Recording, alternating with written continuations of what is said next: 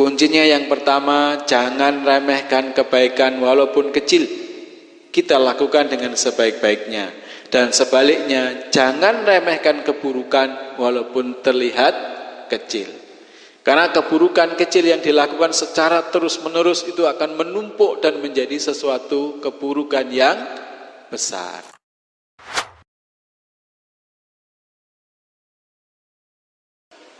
Lanjut hadis nomor 122. Bismillahirrahmanirrahim. Ini dari Abi Hurairah. An Abi Hurairah radhiyallahu anhu qala Rasulullah sallallahu alaihi wasallam, kullu sulama minan nasi alaihi sadaqatun kulla yaumin tad'u fihi syamsu ta'dilu bainal athnaini sadaqatun wa tu'inur rajula fi tabatihi fatahmiluhu 'alaiha aw tarfa'u lahu 'alaiha mata'ahu sadaqatun wal kalimatut thayyibu sadaqatun wa bi kulli khutwatin tamshiha ila salati sadaqatun wa tumitul adha 'anit tariqi sadaqatun. Muttafaqun alaih.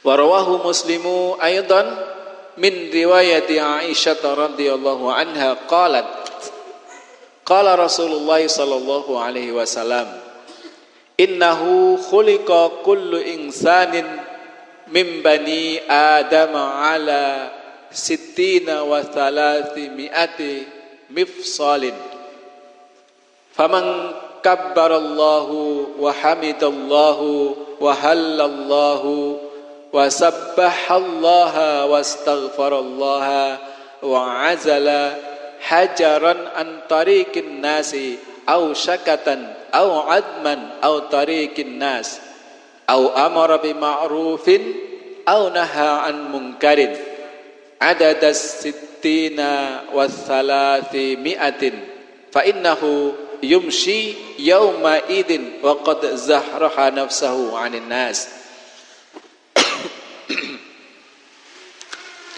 Diriwayatkan dari Abu Hurairah radhiyallahu anhu, ia bertutur, Rasulullah sallallahu alaihi wasallam bersabda, setiap persendian manusia itu harus diberi sedekah pada setiap hari di mana matahari terbit di dalamnya. Berbuat adil terhadap dua orang yang berselisih adalah sedekah. Membantu seseorang untuk menaiki kendaraannya atau mengangkatkan barangnya ke atas kendaraannya adalah sedekah. Kalimat atau ucapan yang baik adalah sedekah. Setiap langkah yang diayunkan menuju ke tempat salat adalah sedekah. Dan menyingkirkan gangguan dari jalan adalah sedekah. Muttafaqun alaih. Diriwayatkan oleh Muslim dari riwayat Aisyah radhiyallahu anha, ia berkata bahwa Rasulullah sallallahu alaihi wasallam bersabda, sesungguhnya setiap manusia itu diciptakan padanya 360 persendian. Maka barang siapa yang bertakbir mengucapkan Allahu Akbar, bertahmid mengucapkan Alhamdulillah, bertahlil mengucapkan La ilaha illallah, bertasbih mengucapkan Subhanallah, beristighfar mengucapkan Astaghfirullah, dan menyingkirkan batu, duri dan tulang dari jalan umum, atau melakukan amar ma'ruf nahi mungkar sebanyak 360, maka pada saat itu ia telah menjauhkan dirinya dari api neraka. Jadi dari hadis ini sangat jelas betapa banyak amal kebaikan itu yang nilainya disamakan dengan bersedekah dalam kehidupan keseharian kita. Jamaah yang dimuliakan oleh Allah, yang luar biasa barangkali kalau kita cermati dalam hadis ini, baginda Nabi sudah menyebutkan bahwa setiap manusia itu diciptakan padanya 360 persendian. Jadi pengetahuan baginda Nabi tentang manusia itu sudah luar biasa. Ya. Jadi padahal kalau kita bingung juga ngitungin dia 300 Suwida ini.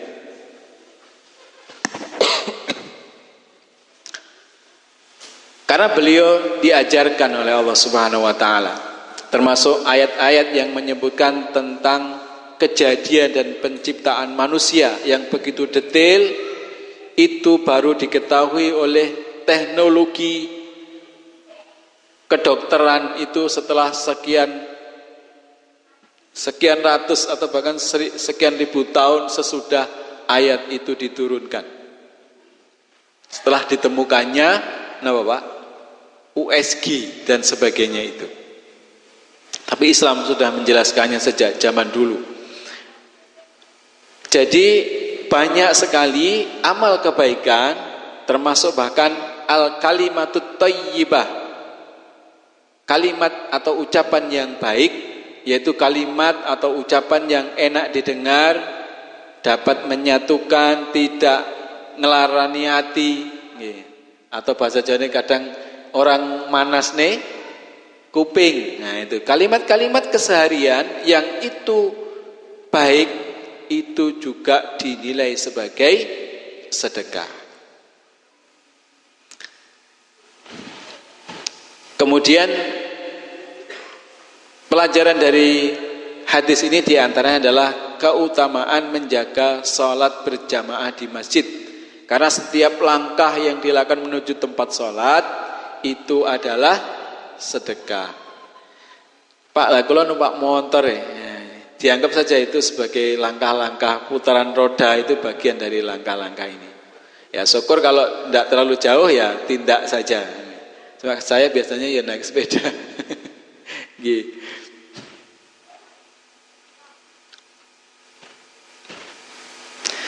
Artinya dari hadis ini kita diberikan jalan untuk mendekatkan diri kepada Allah Subhanahu wa taala dengan berbagai macam ibadah sunnah dan kebaikan, di samping mensyukuri berbagai nikmat Allah Subhanahu wa taala.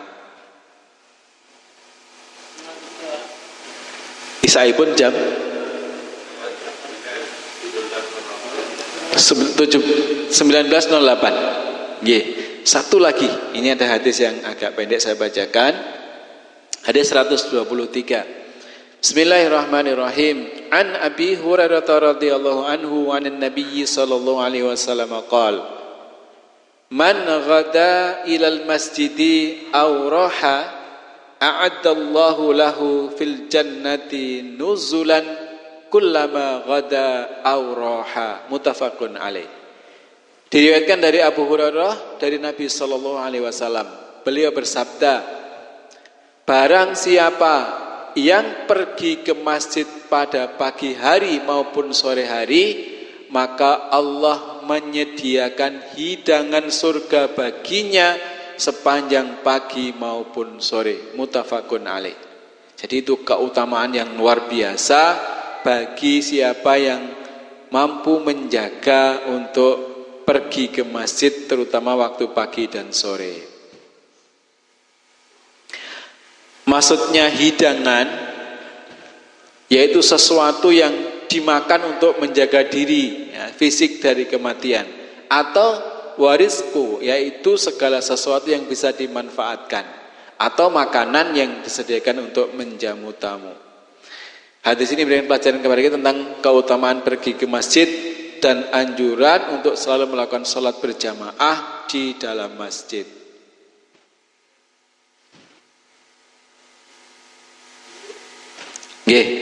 Jemaah yang dimuliakan oleh Allah, itu tadi beberapa hadis tentang berbagai macam atau banyaknya jalan menuju kebaikan yang diajarkan baginda Nabi Muhammad SAW kepada kita. Kuncinya yang pertama, jangan remehkan kebaikan walaupun kecil, kita lakukan dengan sebaik-baiknya. Dan sebaliknya, jangan remehkan keburukan walaupun terlihat kecil. Karena keburukan kecil yang dilakukan secara terus-menerus itu akan menumpuk dan menjadi sesuatu keburukan yang besar. Kedua, anjuran tentang untuk memperbanyak sedekah. Ketika kita tidak dikaruniai oleh Allah dengan kelebihan harta untuk sedekah, maka kita perbanyak amal-amal kebaikan yang nilai pahalanya disamakan dengan sedekah. Membaca zikir, melangkahkan kaki ke masjid, ucapan yang baik, bermuka manis, jadi berseri dengan senyum, itu juga semuanya menjadi sedekah. Amar ma'ruf, nahi mungkar juga sedekah. Mudah-mudahan hal-hal kebaikan ini mampu kita jaga dan kita lakukan, terutama nanti di bulan Ramadan, karena pahalanya akan dilipat gandakan oleh Allah Subhanahu wa taala. Mudah-mudahan Allah sampaikan umur kita sampai dengan Ramadan yang akan datang, dan kita termasuk orang yang mendapatkan kebaikannya dengan berbagai pahala keutamaan yang termasuk di dalamnya adalah ampunan dari Allah Subhanahu wa taala dan dibebaskannya kita dari neraka. Amin ya rabbal alamin. Jamaah yang dimuliakan oleh Allah, kita cukupkan, kita tutup dengan hamdalah, alhamdulillahirabbil alamin, dan doa penutup majelis, subhanakallahumma rabbana wa bihamdika asyhadu an la ilaha illa anta astaghfiruka wa atubu ilaik. Mudah-mudahan Allah anugerahkan kepada kita keistiqomahan sampai akhir hayat kita, sehingga kita menghadap Allah dalam keadaan husnul khatimah. Amin ya rabbal alamin. Kurang lebihnya mohon maaf. Wallahul muwafiq ila aqwamit thariq. Assalamualaikum warahmatullahi wabarakatuh.